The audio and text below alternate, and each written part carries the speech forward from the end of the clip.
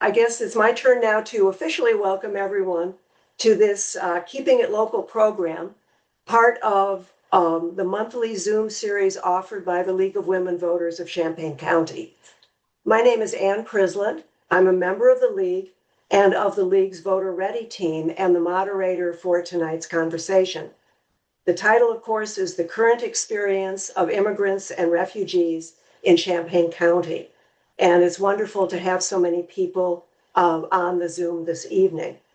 Before I introduce our panel who are going to be speaking with us tonight, I do want to mention a few housekeeping items. First, just a reminder that the program is being recorded, so please keep your microphone muted. If you're still enjoying your evening meal or otherwise moving around, please turn off your video at that time. And the second announcement is to please put any questions you have in the chat. If you look at the chat now, you'll see some information that I've put in that I think will be important for you. Our four service providers who are joining us this evening have helped the League create a webpage that includes information about their work and their programs, as well as their contact information. I'm sure that even though we're going to be sharing a lot tonight, there will be more questions. So this page will give you an opportunity to have an easy way to contact or connect with the organizations that we'll be talking with this evening. I've put both the location of it on our website and the direct link in the chat. You're welcome to copy that. You're welcome to look at that this evening as we go along if you'd like, or certainly make use of it after the program and share the link with others. So, as I've said, our program tonight is about immigrants and refugees and their current experiences in Champaign County. Of course, none of us is isolated from the tragic events in Minnesota or what is going on in Maine and elsewhere in the county. However, for this hour, we do want to focus on Champaign County so that we can learn more about the current experience of immigrants and refugees who are living here. What issues and concerns are they currently facing, and what services and programs are available for support? Our panel includes service providers who have worked to support immigrants and refugees for a very long time. They also understand how current state and federal immigration policies directly affect our local communities. You may know some of our guests this evening, and if you could all just raise your hand in your boxes. The first is Maria Jimenez, Executive Director of the Immigrant Services of Champaign-Urbana. And I'm not seeing Maria on my screen. I hope she's on the second page there. Lisa Wilson, Executive Director of the Refugee Center, and there's Lisa. Thank you for joining us tonight. Lucia Maldonado, who is the Latino Family Liaison with the Urbana School District, and also Francisco Baires, who's the Director of the New American Welcome Center. We want to thank all four of you for being here with us tonight. What I'd like to do is start the panel discussion with asking our panelists to talk about the people with whom they work, people in our community who come to your organization for services and support. And please feel free to share some specific examples if that would be helpful to us in understanding more about the conditions that the people you work with are facing. What I wanted to do is to call on each of the four. And Francisco, if you don't mind, would you be willing to start us off? Sure. Go ahead. Okay. All right, cool. Excellent. I didn't know if there was the question following that, but I see that it was embedded in the prompt there. So it's interesting working with the New American Welcome Center because, you said with the people you work, and then for me, my mind goes directly to the staff.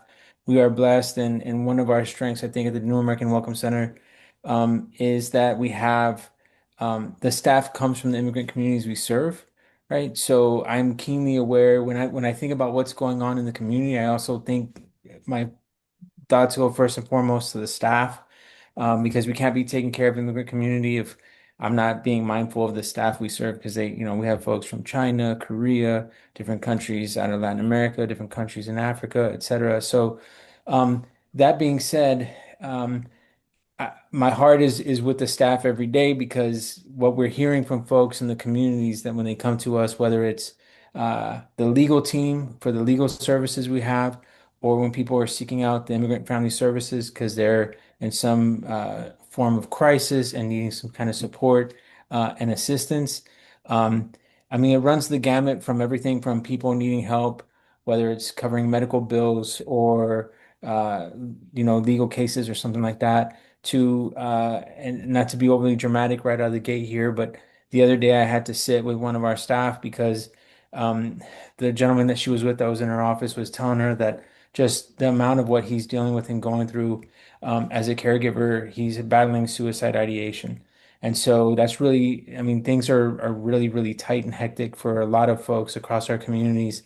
And so we have to be really mindful of that the people that come in our doors, it kind of runs the gamut. Not everybody is necessarily in extreme forms of crisis, but some of the folks that we're dealing with are. And so we never really know as our doorbell rings and people come through or people call us to try to make an appointment.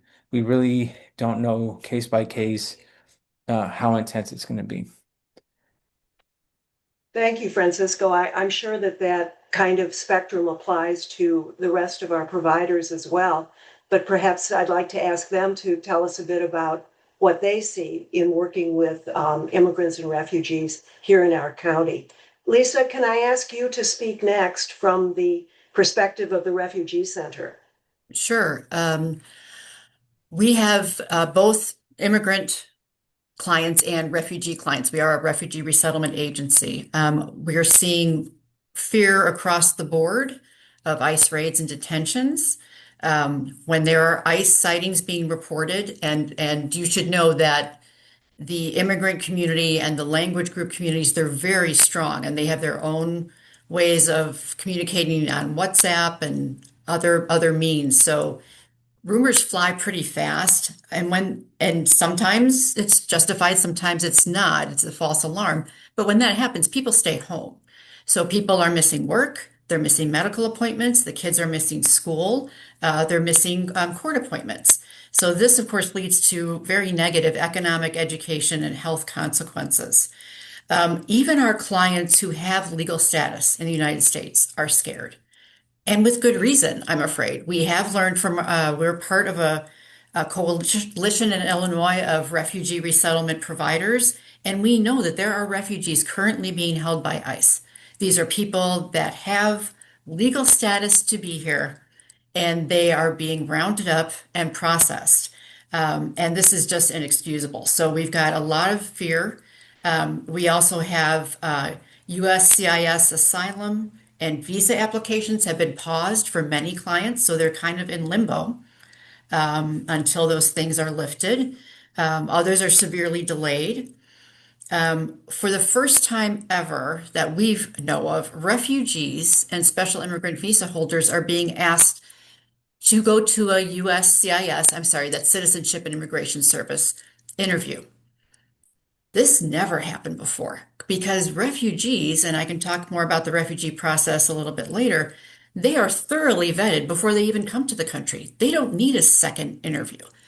This is unheard of. Usually, when we apply for a green card or legal permanent resident status for a refugee after 1 year of being in the country, it's almost automatic. I mean, we report, of course, if there have been any traffic tickets or anything, that's reported, but it's a pretty simple process. Now we are advising those people who are coming up on their 1 year of being here in the country to get an attorney because we can do the application, but they're going to want an attorney in the room with them with USCIS.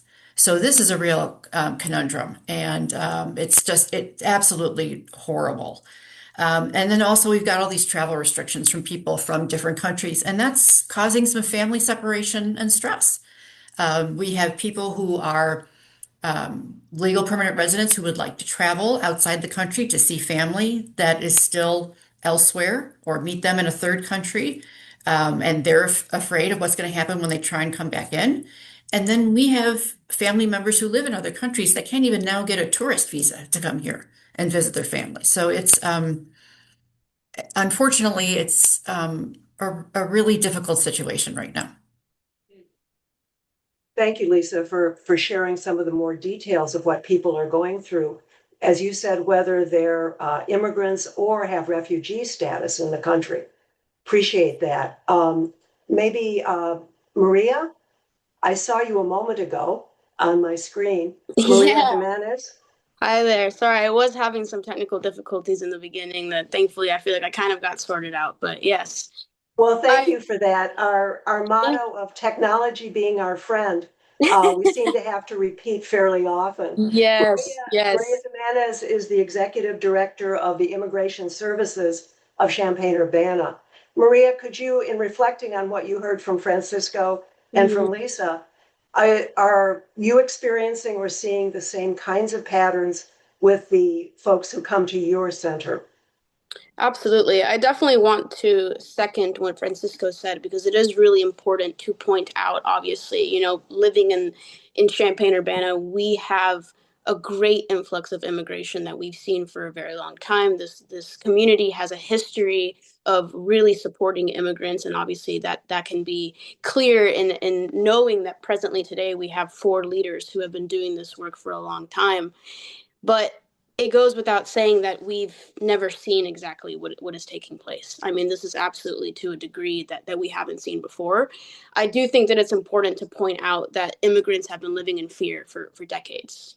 Me personally, I've seen it, I've lived it with my family, what it means to look at the news every day and to wonder if you're going to be safe. But what we're seeing now is it's just unlike what we've seen before because we have such a broad community of immigrants here. A lot of the social workers on the ground every day who are doing this work are immigrants themselves. I mean, just my own staff, given that we're a small staff, 2 of us are DACA recipients. Another one is a second generation immigrant, meaning she's also very concerned about her parents being undocumented as well. I've had to have some pretty difficult meetings with staff lately that look different than what they looked in the past. What does it mean to be able to continue doing the work if one of your siblings is self-deporting? What does it mean when you don't know if your parents are going to be okay, and then to show up every day at work and to try to be that provider and that support system for clients? It's absolutely, I think, needs to be said that we have a community of immigrants that are really on the ground doing some incredible work, but it's very terrifying to show up when things look the way that they look today. One of the things that ISU has been providing for quite some years now that is a resource that the community uses frequently is our transportation program. So for several years now, ISCU is able to transport clients to their immigration appointments. Oftentimes, this means driving to Chicago Immigration Court, driving to Chicago ICE, driving to Michigan City for biometrics, and various places in central Illinois for asylum workshops and things like that. And one of our employees has, as of recent, started actually going into the courtroom with certain clients. And something that he commented to me that I think is really alarming is that he's starting to see clients get notices 3, 4, 5 days before they're supposed to show up. So in recent times prior to what we're seeing now, it was 3, 4, 5, 6, 7, 8 months in advance that our clients would know they needed to attend these appointments. And as of recent, there's these letters, calls, ways that they're being contacted directly saying you need to show up on this date with very short notice. And so as of now, ISCU has not had to transport a client where we've showed up at immigration court and then come back empty-handed. But that is a fear that feels like it's a matter of when rather than if. And so a lot of these programs that we're providing just feel like they're coming head to head with what the system is really presenting right now. I asked my caseworkers today to kind of just throw out some quotes to me. What are some things that you guys are hearing from families and from individuals in regards to ICE? And a lot of it is parents saying, what's going to happen to my children when I get taken away? What's going to happen to me? What's going to happen to them? And at the same time, I think that there's also a spectrum range where there's also people coming up to us and saying, I can't believe they're fighting for us. I can't believe so many people are defending us. I can't believe people are willing to die for us, right? So I think it needs to be reiterated that the fear that immigrants are experiencing, they've been experiencing for a very long time.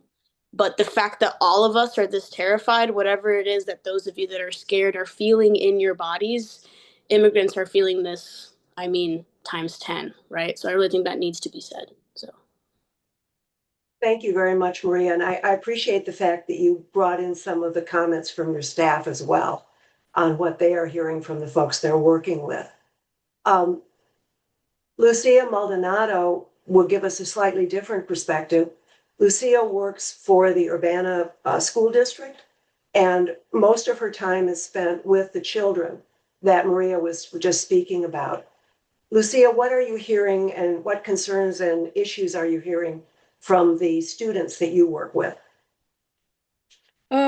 Everything that was already mentioned, the fear, the stress, the lack of accurate information, the fear when rumors start floating in the community. But I am in a very particular place because my office is now at the high school, and I provide services to unaccompanied minors. I'm not sure if everybody's aware that in the community we have many children that live here without their parents. Some of them have a responsible adult that take care of them. Some others don't. And for the last year, we had been organizing in the district. We had been organizing Know Your Rights workshops when we knew that we were going to have to help families be ready, right? To prepare emergency plans, to prepare, like Maria said, temporary custody letters to make sure that we knew who was going to be taking care of children in case their parents got picked up. So we had the first few months, from January to March, probably, we did a few workshops, and then we just started spacing them out as we saw the need happening. My place in the school, because of my place in the school, I took the responsibility of talking to the unaccompanied minors, these children who have no adult taking care of them, about all of this and helping them understand the importance of having a plan, an emergency plan, the importance of having somebody that could be their one person to call if they needed help. But I think one of the most difficult things has been to teach them what they're supposed to do if they encounter immigration agents. How do you teach a 15? I didn't know how hard it is to teach and to help a 15-year-old, 16-year-old kid how to react and what to do and what not to do when he or she doesn't have anybody to call for help. It's been one of the most difficult things. I emphasize the importance of having safe spaces in school buildings for that reason, because I haven't been out of my office looking for kids to talk to. They keep coming to my office with questions. And if we were having this conversation last year or 2 years ago, I will be saying I'm working with kids from only Spanish speaking countries. Now I'm talking to kids, I'm working with kids that speak many different languages that I don't speak. So I've been sending kids and their families to Lisa at the Refugee Center, to the New Americans Welcome Center, because they have different questions, different needs that I don't know how to answer. But it is really, really difficult to do that. And I mentioned the safe spaces because I myself been feeling what Maria was describing. I am not undocumented, but from the beginning, the fear that I started feeling was a fear that I never felt before. The best way that I had to describe it to people was that I felt it in my skin. I felt it in my body. It was something that was crawling on my skin. And I am not undocumented, but I'm having these conversations with families. I'm hearing their concerns. I'm hearing their questions, and not only adults, but children too. I have family members, I have people that I love that are really scared, really concerned about what's going to happen to them. So it is important to have spaces where we can, when people know that they can go there and talk, that they can go there and ask questions, and they're gonna find answers to their questions, or they're gonna be sent to other places where they can get the answers they need. But definitely, it's been really hard. We have seen students who are missing school. Some of them, because of fear of finding immigration on the way from home to the bus stop or the school. Some others just because they just don't feel like there is not really, especially older students. I have been talking to some older students, and what I'm hearing is, I don't see a point on going to school. Why would I want to go to school and get my diploma if I have no future? I'm gonna be sent back. What I need to do is find a job and work. We have students who are working 45 hours a week in addition to coming to school full time. So it is really complicated. And many of them are doing that with very, very little support. Um, one of the unaccompanied minors at the school, he's a kid who very, I don't really see him often, but when I see him, when he comes to my office, I know that he needs help. He's one of the kids who is completely independent. He's doing a lot of things for by himself. But about 3 weeks ago, he came to my office and he looked really, really tired. And he asked me if he could stay there for that period, for that class. I said, What class do you have now?" And he told me, and I say, "Sure," because he really looked tired. He sat down. I have a little chair in one corner with it's a very comfy space. And he sat down and he just started talking and talking and talking and talking. And I was waiting for him to stop to breathe because you don't, I wanted to say, you don't have to share if you don't want to. But he shared with me the story from when he left his house in Guatemala, everything he had to do in Mexico, everything that happened to him, how long he had to stay there, everything he had to learn, how he saw some children being abused, and he just talk and talk and talk and talk. Finally, when he was done, he just stopped and he looked at me and he said, "I don't know why I felt the need that I had to say that I had to tell you that." Said that, thank you for sharing that, but I didn't really know what to say, because what do you say to that? But what I thought about that, after that, what I thought was, this is a child that has been carrying so much. And the following day, when I went and checked on him, we realized that he's so scared that he just wanted somebody to know everything that he had to do to get here. And he's really, really afraid of having to go through that again if he's sent back, because there is really no family waiting for him anywhere. There is really not other place that he can call home. And he doesn't have a home here, but he has made himself feel like this is his home. That is just one of the students. So I wanted to share that because that was a really, really powerful experience to me a couple of weeks ago. Just knowing that we in the community have so many children carrying that heavy load and having no one to share that with, and having the fear every single day, and not if something happens to me, but when is something going to happen to me. Thank you, Lucia, for telling us about this student and your work with him. One of the things that I'm sure with all four of our guests tonight is the kind of compassion and thoughtfulness with which they do their work and provide their services. And perhaps we could find out a little more about what some of those services are. We've heard some things as Francisco and Lucia and Maria and Lisa have talked about the feelings of the people they work with. But I wonder if each of you could go back and share with us some more specifics about the services and assistance that your organization provides. And I know that in many cases you all work together to help certain clients, but you all also have identities of your own organizations. So let me just ask, Maria, would you mind talking a little bit more about the services provided by ISCU? Because I Absolutely. know you all have been doing this for a very long time.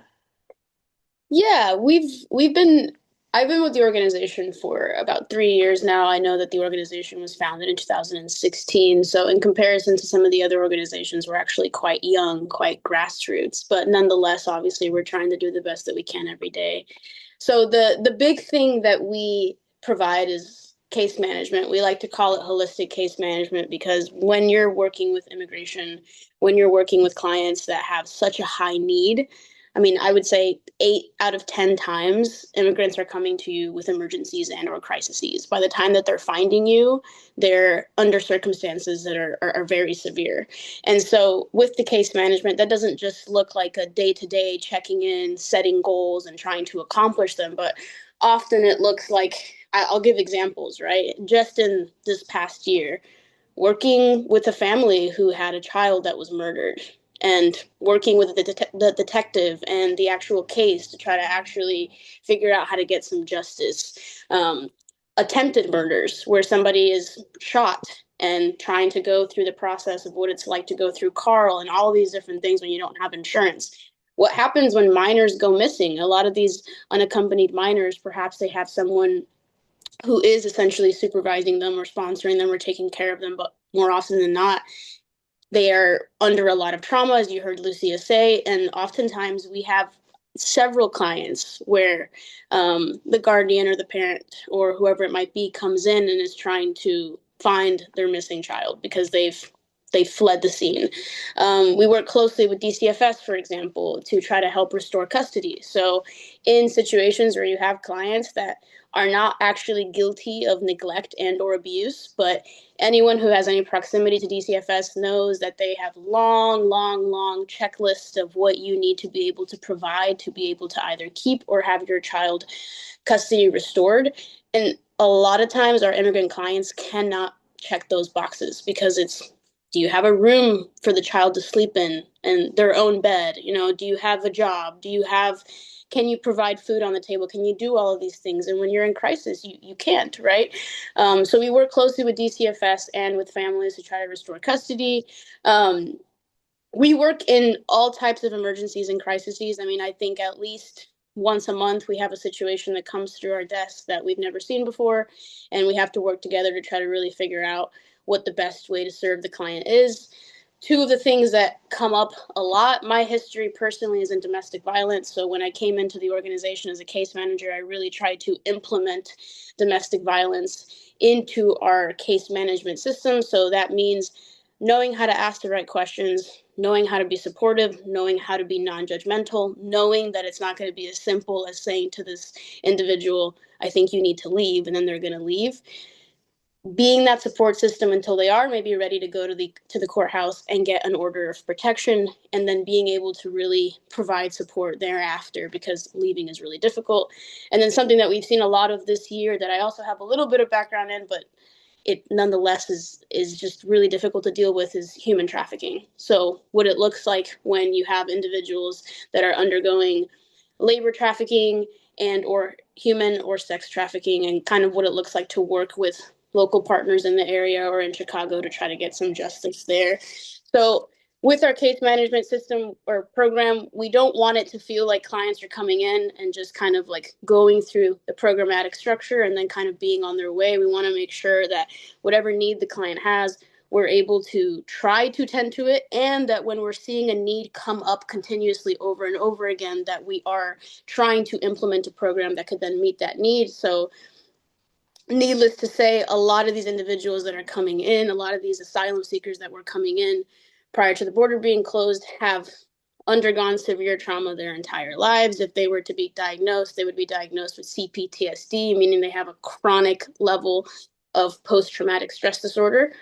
And you can have a caseworker, that, helps you maybe pay your rent for that month, gets you some food on the table, assists you with your needs.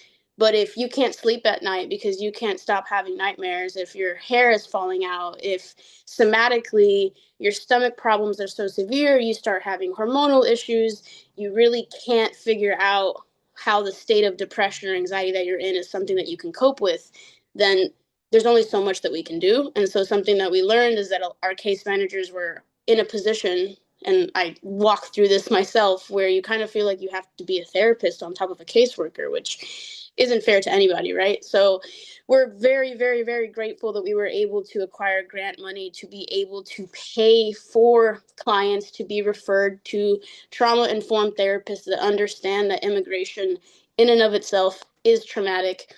When you're speaking to asylum seekers or refugees, they've likely undergone a great deal of trauma on top of that.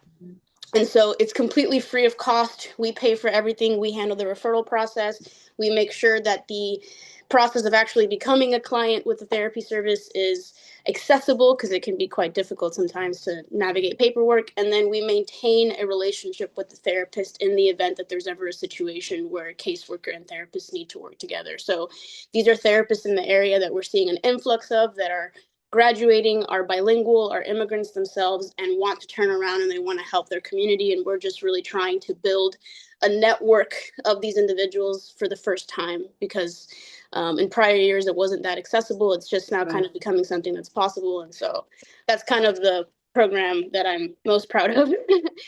Another one of our programs that's really wonderful is our New Beginnings Assistance Program. I sometimes refer to it as the warehouse program. So this is where we receive donations directly from the community. Maybe someone's moving out of their home, maybe somebody passed away, whatever it might be. Somebody has good quality household items and or furniture that they want to get rid of. So for example, one of the biggest items that is requested is mattresses. A lot of our families don't have a bed to sleep on. They don't have a lamp they can turn on. They don't have a plate they can eat off of. They don't have a lot of these things that I think a lot of us take for granted. It's one thing to say, okay, I was able to maybe get my first apartment, but when you have nothing to put in it, it can still feel like you're homeless. And so this is a program that's wonderful because we're able to make sure that things are repurposed. They don't just end up on the side of the road. And then simultaneously, we're able to put things directly into people's homes. So if you're interested in donating, I'll put information in the chat to be able to make that more accessible. I mentioned it earlier, but our transportation program, this is, I think, one of the programs that has become kind of like a pillar of service in the community, because in order for clients to cooperate with a lot of the orders that they have to attend these appointments. It's terrifying to go alone. They don't have transportation. It's long distance transportation. I mean, I've said this before. It's like Chicago's intimidating for me. Chicago's intimidating sometimes for the average person. Imagine that, you've come to this country for the first time and suddenly you find yourself in a city that is really difficult to navigate without being able to speak the language that helps you navigate it. So this is a program where we find ourselves going all around central Illinois. We find ourselves going to Chicago. We make sure clients can cooperate with biometrics and stuff like that.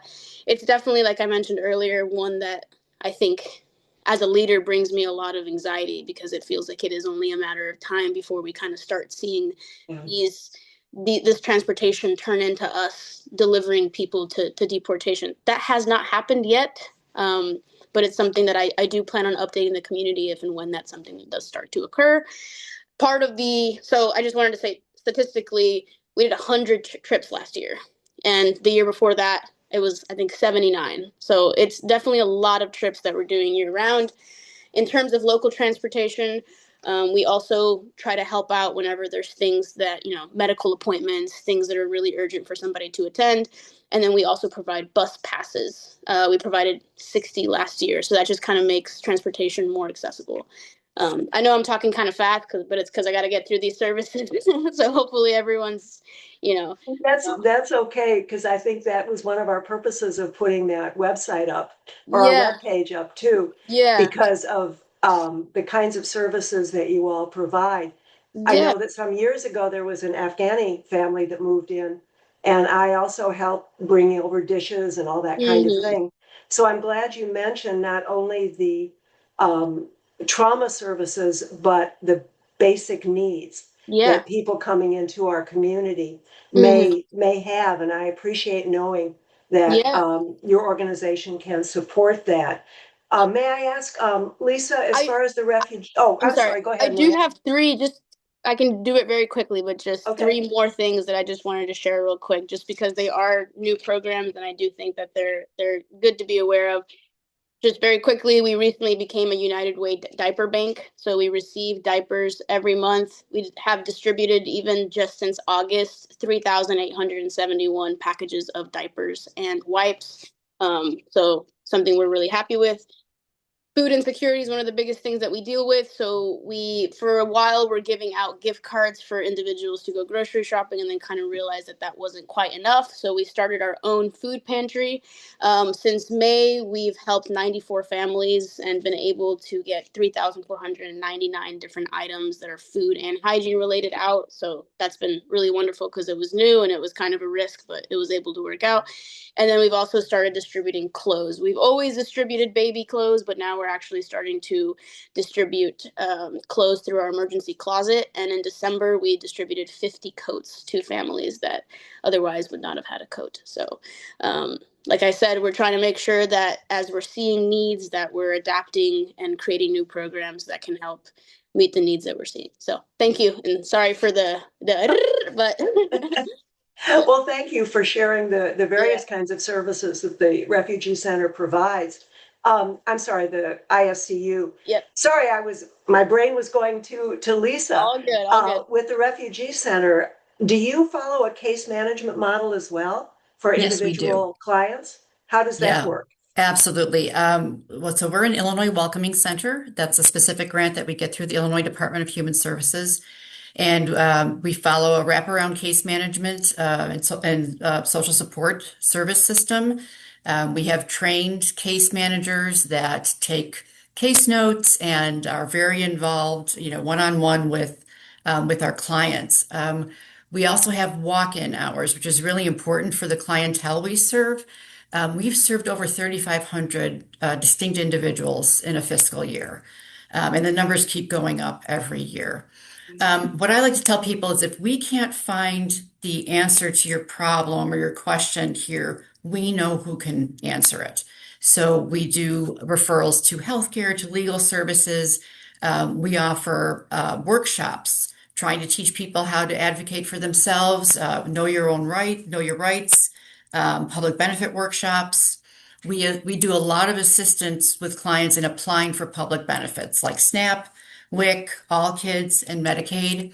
And it's more than just translation because the way all of these systems are developed, having a different immigration status triggers what you're eligible for. So many times we have to advocate for our clients and say, this client is eligible for benefits. Maybe that client needs to wait until they've had their green card 5 years, but it's an incredibly complex process. We do a lot of advocacy for our clients.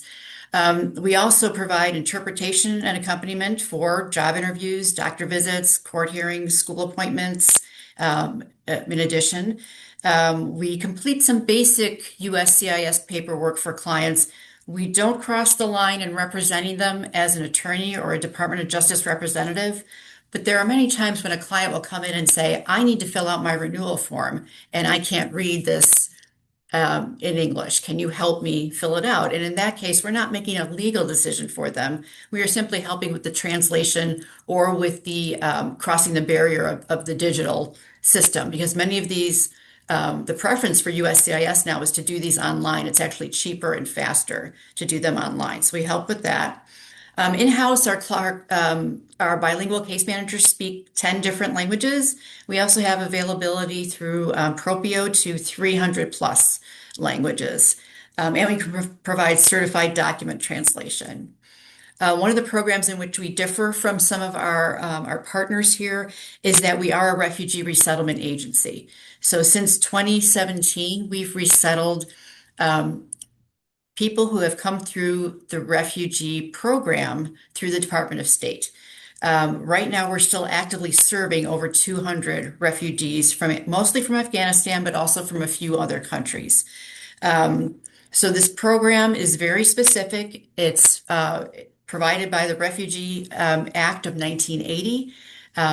These people have to leave their country of origin. They arrive in a second country. They apply to the United Nations High Commissioner for Refugees for placement. And then it all starts trickling down from there. They get divided among different countries. Within the country, they get divided among different resettlement partners, and then they flow down to the affiliates. It is a very rigorous process. They are vetted completely. They have medical exams. Some people wait years. There are generations that are born and die in refugee camps across the world.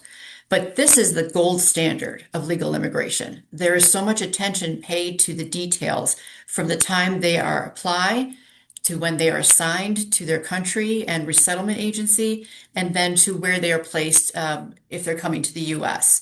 And we assembled a team that finds a place for them to live before they arrive, meets them at the airport, provides with essential supplies to start off their first 90 days, provides them with cultural orientation, everything you can think of, from schools to banks to public transportation. It is truly an intensive case management system and an employment management service for the refugees. And it also includes some rental and utility assistance. So we're really proud of the refugee program. I mean, I'm proud of all the programs we have. But right now, many things are breaking my heart right now, but the fact that the refugee admission is only 7,500 people, and we have been told by the State Department that at those 7,500 slots will go mostly to white people from South Africa. And that just breaks my heart because this could be such an incredible program. We were on the verge of doubling our quota. We were a first year affiliate. We were going to get more quota, more responsibility. It was going to grow. And I'm so sad that people will not have this opportunity, possibly for the next few years. That is an area I think that sometimes gets overlooked in the conversation about immigrants is the situation with refugees who are coming into our country. And I know your office has been doing this work for a long time. Thanks for reminding us. Francisco and Lucia, I certainly want everyone to hear from you too as well. So Francisco, perhaps you could talk about some specific services at the New American Welcome Center. Hey, great. And I'll be succinct because I want to make sure Lucia has her time too. So starting with our immigrant family services team, it runs the gamut from we partner with whether it's different groups in the community to provide know your rights workshops, family preparedness plans to help family prepare, similar to kind of like Lucia talked about just a bit ago. Also, not as direct case management in terms of seeing clients from beginning to end all the way through, but connecting people into services and benefits and providing financial assistance if they meet certain requirements through funders requirements and things like that. And so recently, for example, we over the winter break, um, we had this tradition of doing a piñata party with immigrant communities from across the world, which sounds hokey, I know. But the first one I went to was this year and it was really beautiful. There were families from Africa, different countries in Asia, Latin America, and the kids were all building piñatas together and then breaking the piñatas together. And then we distributed out coats and scarves and winter gear, over $1,525 worth that was raised to donate to the community. So that's all stuff that's happening with the Immigrant Family Services team. And then we have the what makes that work possible is, and I'm really proud because our service languages are French, Spanish, Korean, and Chinese, and obviously English. But when you look at our community navigators, so volunteers from these communities that we serve, Knock World speaks 12 languages and dialects. And so at any given moment, there'll be people in our space seeking services or working together on an event or something, speaking all these different languages. It's really quite beautiful to see people from across the world together. And those are the community navigators that kind of help us connect into community. And that's doing everything from helping people connect into services, but also getting them acclimated into the community. But then also um, referrals into certain programs. So we have free legal services. We have DOJ accredited reps to help people with certain citizenship applications and helping people see through all the way through citizenship. And our legal services are totally free as well. So those are the main buckets of work that we have with the Immigrant Family Services, the community navigators, helping people plug into the broader community and welcoming folks here into Champaign-Urbana, and then the free legal services. Thank you for sharing those two specific services. I think especially the legal ones might be very important for people to know about. And Lucia, I know you've talked quite a bit about what you do individually with students. Are there any other services that you would like to share with us? Um, I think it's important to make it clear that my job as a liaison and the other liaisons in the district, our job as a liaison is actually be that person in the middle between Spanish-speaking households and schools. We help with communication, we help with understanding, we help parents navigate the school system. But in addition to that, we now have been being creative, offering more supports to families. And I think the main reason for me personally is because I went through the same thing. I am an immigrant, and I remember that back then when my kids were young and things were not easy, things are not easy now, but it was so much worse before. I couldn't speak English. I was going to school. I didn't have a stable job. It was really hard sometimes for me to keep my kids in school. So I remember what systems and what type of help worked for me and what didn't help. So I always think about myself back then when I'm helping a family because I think I always said if we don't help families navigate or get answers to their questions or help them solve the issues they're having, kids are not going to be in school, especially immigrant families. So one of the things that the programs that we started years ago, we opened a closet because, like Maria mentioned, we started seeing new families, new arrivals, and new students who didn't have enough clothes to come to school, who didn't have jackets for the winter, hats and gloves. Students middle school and high school need PE clothes, uniforms for PE, and the families didn't have that. So we started the closet for that reason, and now it has become a really great tool that I don't know if we could go without it. Many of the company miners, that's where they get their clothes from the time they get here, and every single winter we distribute many coats.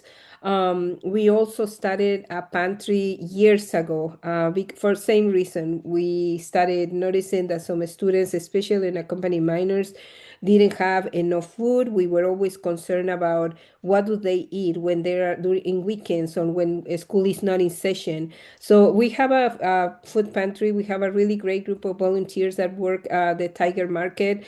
We distribute food at least once a week during the school day for the students to make sure the students know that it's a service available. Our numbers have been going up, number of students that pick up food.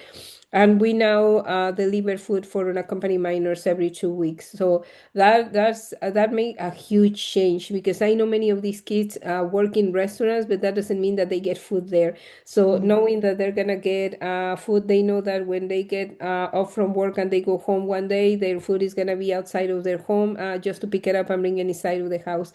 So those are the only two, the other two things that I think are have been very useful for us. And like I mentioned before, the educational aspect about all of these, the Know Your Rights workshops. I now we're not really organizing any more Know Your Rights workshops, but I think families know that they can come to us with their questions. We as a school staff, we are not allowed to ask families anything related to their immigration status, but we really don't have to because all we had to do was just to post the information to make sure the families know that we have that information and that assistance available, and they do the rest. They come to us, they ask their questions, they ask for help, so we always have that information available for them too. I think that information sharing is one of the most important parts of your roles, not only for the people with whom you work, but for the rest of us in the community as well, so that we're aware of what is going on. And we appreciate the information that all of you have shared this evening. What I'd like to do now, before I know we do have some questions in the chat, we'll see if we can get to a few of them. I wonder if each of you could share one key idea that you would like us to remember this evening.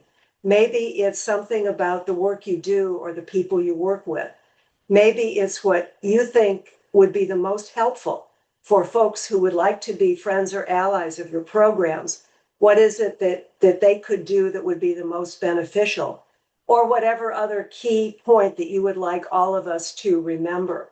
And let me pause for a minute so you can think. And Lisa, could we just start with you and then all of you chime in? What is something very important that you would like all of us to keep in mind? That your voice matters, that you can make a difference. I mean, unfortunately, this terrible tragedy has happened in Minneapolis, but people are letting their voices be known, and hopefully, as a result, some things will change. This week, two things are happening. Friday, there is a general strike that is happening. If you want more information about that, I had it right here, my piece of paper. Oh, it's yeah, nationalshutdown.org has information about the strike that's happening on the 30th. Also on the 30th, this is the day the Senate is going to be voting on additional funding for the Department of Homeland Security. Now, there's been kind of a battle because if it's shut down, that also means other agencies will lose some funding and we possibly might have a government shutdown. But what we're advocating for is that we can't, I mean, unfortunately, billions of dollars have been shoveled into ICE and to subcontractors who are setting up detention systems.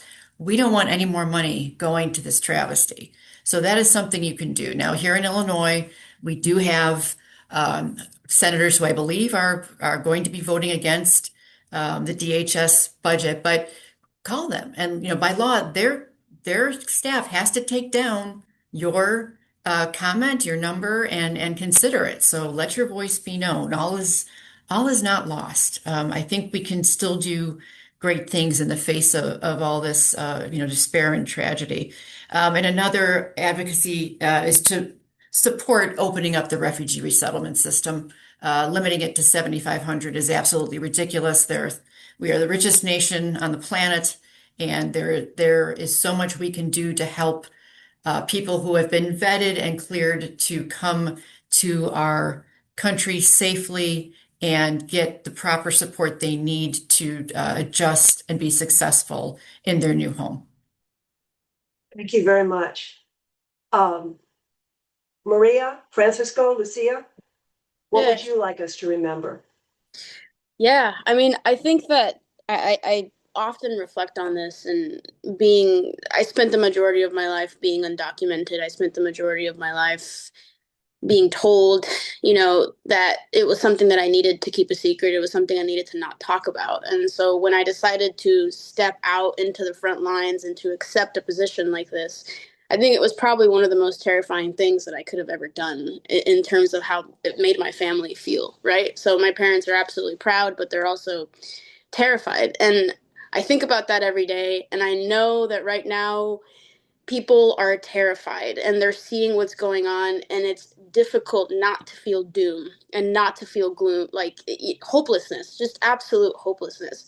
But myself, I can honestly say to you, I am so touched by the amount of global and nationwide support that we are seeing. The fact that streets are being flooded in, -5-degree weather for us is absolutely just one of the most touching things I think I've ever seen, and it does give me hope. And so for so long, we have to recognize that it's been immigrants and immigrants alone that have been carrying the pain of knowing how much the system is designed for us not to thrive and is designed to disenfranchise us.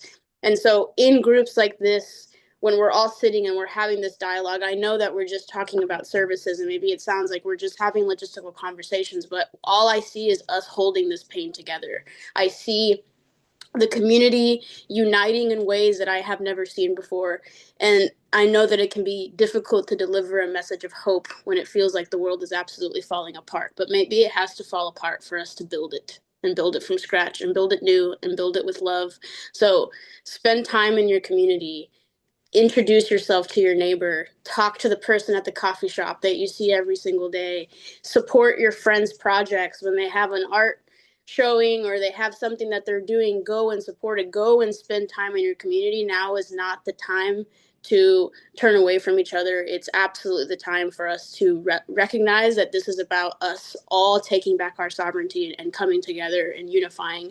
And it's not going to be easy. It's going to be a really difficult fight. But the fact that you're all here today and seeing the way that everybody is uniting is very touching to me. So we can only go up from here. This is like bottom barrel stuff. So I know it's difficult, and I know that sitting through these meetings is painful, but at least we're holding this pain together. Thank you, Maria.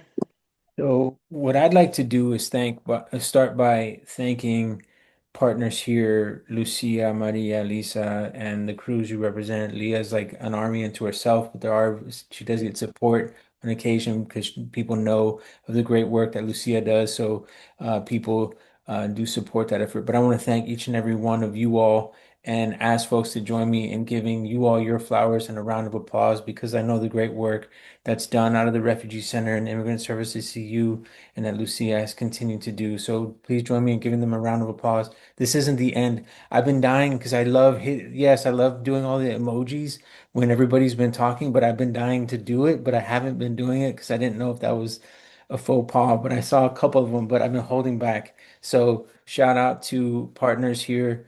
And that speaks to what I wanted to share is my kind of takeaways are one, we cannot sleep. I know we're in a friendly state, but we cannot sleep. The good thing about having leaders that have our back at the state level, and we have some champions at the cities and even at the county, is we still need to work with them and ask of them and say this is what our communities need. It's great to have a partnership, but I don't know about how you all operate with your partnership, but my partner here at the house, she has tough questions for me. She has demands of me, and she holds me accountable. So just because we have good relationships with our elected officials and people in positions of power, that's great that we have those relationships. We need to capitalize on them. We need to build on them, and we need to, fight and advocate for our communities and keep doing that. And it's great that we have the partners to do that with. That's one. Two, the power of coalition. I know Champaign-Urbana was successful back when I was here around 2010. We worked together. Lucia was one of the leaders and did some pivotal work that I think that helped win us this victory when we pushed and we fought to end the secure communities detention deportation program in our county. That was a coalition that was led by immigrant voices.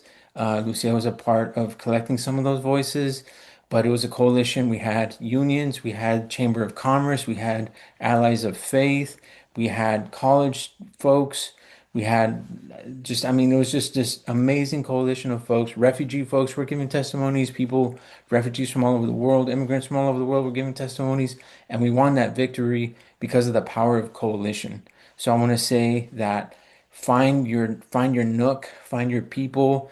You don't have to do the same thing that your neighbor does. There might be another way you want to get involved and push and fight and be in this struggle and volunteer. This is an all hands on deck moment. So find the way you want to spend your time and leverage your capacity and get in it. And there'll be space.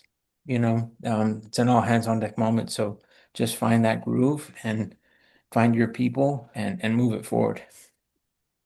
Thank you, Francisco. Lucia? Everything that was already shared. I don't think I have anything else to add except be proactive. We can't wait anymore. I love what Francisco said about find your group and work with them. At the same time, I feel like we in this community, we have wonderful organizations and we just heard from them who are doing a lot of the groundwork, but we're not ready. We need to start working now for when agents are on our streets. And I don't feel like we are ready for that. We need to start listening more to immigrant voices. So reach out. Francisco and I started having this conversation. Reach out. Let us know if you want to be involved. find a group. There are so many wonderful groups that are organizing marchas and vigils, and find one, do your part, but at the same time, help us get the community ready, because I am really, really afraid that we are not ready.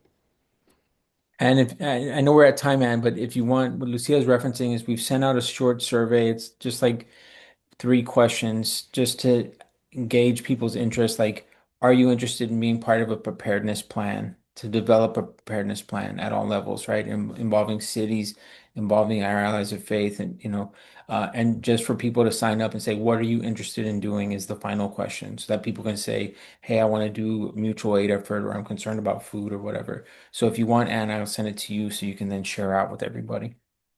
Francisco, I would really appreciate that. I don't want to impose on people's time, and we've run to the end of our hour, but I know that there are questions in the chat that I'll share with the 4 panelists who spoke with us tonight. But please, that was the purpose of our conversation tonight, and the webpage we created. They want to hear from you. They want to know how you would like to be involved and what you might be able to do in support. So if you're interested, please contact them. And if you have other questions, that's the way to go as well. So I wanted to thank Lucia and Francisco, Maria, and Lisa for being with us tonight and for sharing what's going on in their lives and the lives of the people with whom they work. And I want to thank everyone, too, who attended tonight. This is a very important conversation, and thank you for being part of it. Thanks to the Zoom staff who made this happen, to Emily and Ann and Karen. And with that, I'll wish everyone a good evening. Thank you.